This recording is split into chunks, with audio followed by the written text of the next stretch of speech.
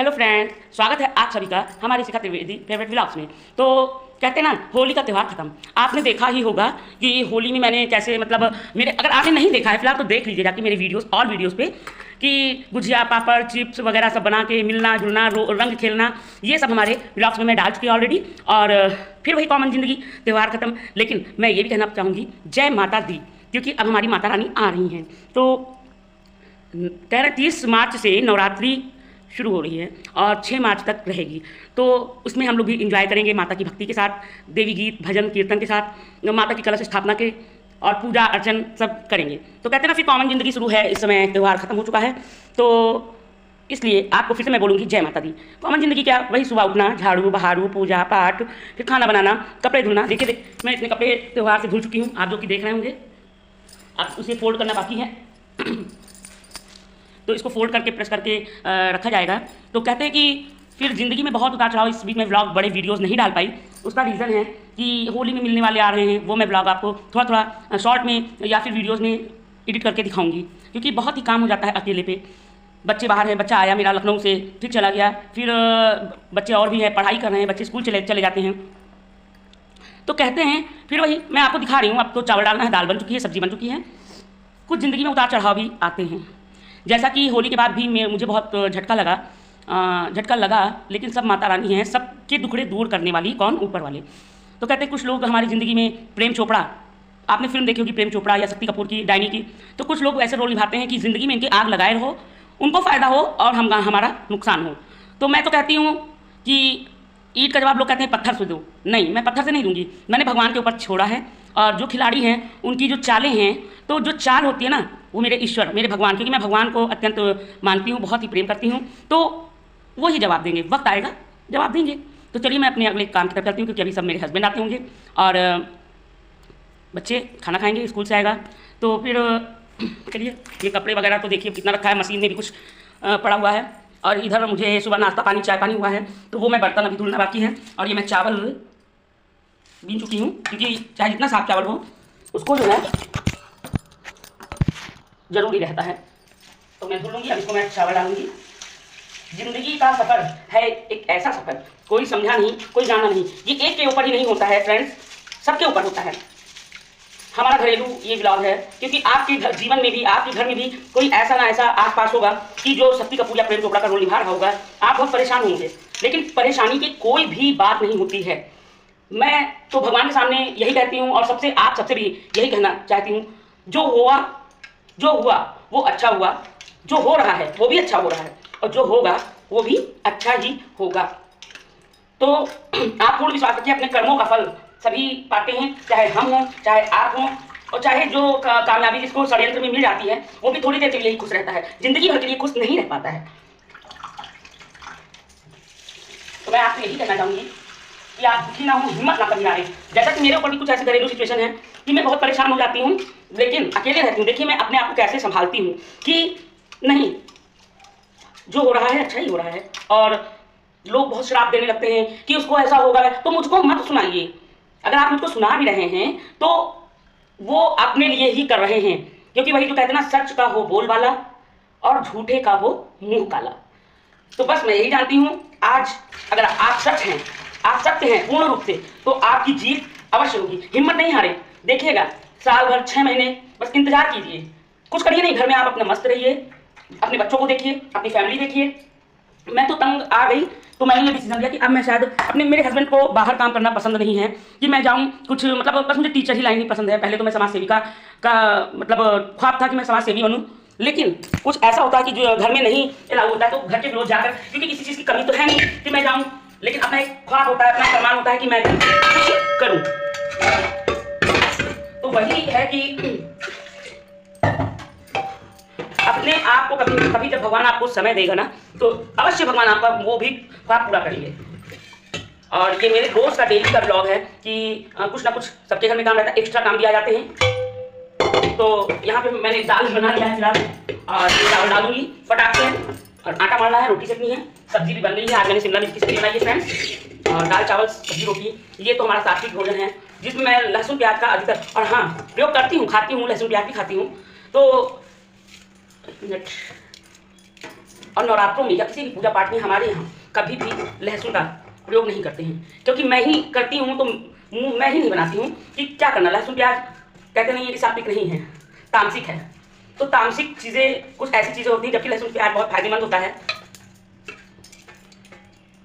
लेकिन तामसिक है तो है, क्योंकि ये हम नहीं कह रहे, हमारे शास्त्रों में लिखा है, हमारे वेद पुराण में लिखा है, और बहुत से संत महात्मा भी बोलते हैं कि लहसुन प्याज तामसिक है, तो इसलिए मैं यूज़ नहीं करती हूँ कभी भी पूजा पाठ में। और भोग भी लगाना पड़ता है भगवान जी का, तो मैं सात्विक भोजन ही लगाती हूँ। और वैसे तो भगवान तो ये भी कहते हैं झूठ मत बोलो, ये भी तामसी है, किसी के साथ छल मत करो, ये भी तामसी है। हमारे मैं बोल रही हूँ कि तामसिक क्या चीज़ है, हमारा छल कपट पाप करना, किसी दूसरे का दिल दुखाना, ये होता है तामसिक। तो फ्रेंड्स, होली का त्यौहार तो खत्म, अब दूसरा त्यौहार आ रहा है मेरा नवरात्रि का, बहुत ही शुभ। उसी में जितना भी मैं देवी माता को मना लूँ, उनको जो है उनका आराधना कर लूँ, उनका पूजा कर लूँ, उनका सेवा कर लूँ अपने यथाशक्ति तथा भक्ति। तो यथाशक्ति तथा भक्ति ये नहीं कहती है माँ कि आपके पास 100 रुपये हैं तो मेरे दरबार में मेरे आगे 500 खर्चा कीजिए। आप एक फूल भी लेके जाते हैं ना, तो कहते हैं ना कि माँ उसको श्रद्धा से मन यहाँ का ये मन सा, किसी से कंपटीशन नहीं करना है।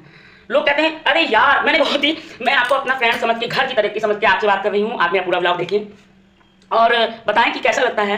तो ये मैं कह रही हूँ कि अगर आप एक फूल भी लेके जाते हैं, या फिर कहीं पे भी आपको चंदा, जैसे कहता नहीं कहीं पे भंडारा है या कहीं पूजा पाठ का आयोजन है, यज्ञ है, तो आपके पास नहीं एक बोरा चावल देने को है, अगर आप इतना भी दे देते हैं, अगर आपके पास एक बोरा चावल देने का सामर्थ्य है तो बिल्कुल दीजिए। और अगर आपके पास नहीं है तो आप एक कटोरी भी चावल देते हैं ना, तो भगवान भाव देखते हैं, ना कि आपकी हैसियत। भगवान ने आपको जितना दे रखा है आप उतने में ही खुश रहिए। जैसे कि अगर मैं ये बोल रही हूँ तो मैं ये नहीं कहती कि मैं सर्वगुण संपन्न हूँ, लेकिन कहीं ना कहीं मेरे अंदर ये भाव रहता है किसी का दिल ना दुखाया जाए, वही अच्छा है। तो अब चावल में सीटी लगाना है अभी।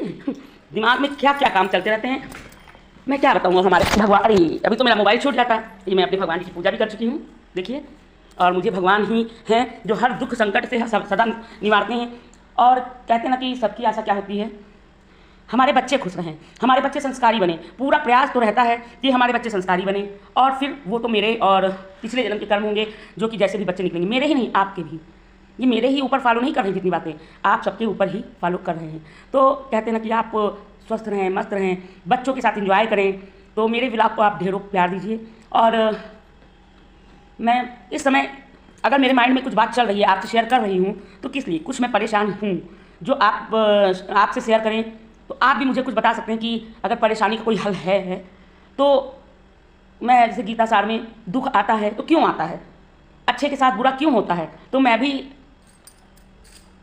पढ़ती हूँ रामायण भागवत, तो उसमें थोड़ा सा हल मिल जाता है अपने सुकून के लिए। तो आपसे भी अनुरोध ही है, प्रार्थना भी है कि अगर आप कभी भी किसी दुख में पढ़ रहे हैं, संकट में पढ़ रहे हैं, तो आप भी भगवान का स्मरण करें, और जो पिछले जन्म में कहते हैं ना कि जो भी गलतियाँ हुई हों उसे क्षमा करें। और एक स्तुति मैंने उसमें देखा है, आपको मैं आपके साथ शेयर करना चाहूँगी।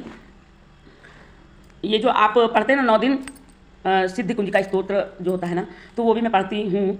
तो दुर्गा पाठ में ये लिखा हुआ है, एक स्तोत्र सभी पापों का निवारण के लिए, और सभी जो दोष मैंने की, मतलब गलतियाँ मुझसे हुई हैं, और या माता की भक्ति पाने के लिए एक स्तोत्र है जो आप भी फॉलो करें और मतलब पढ़ा करें।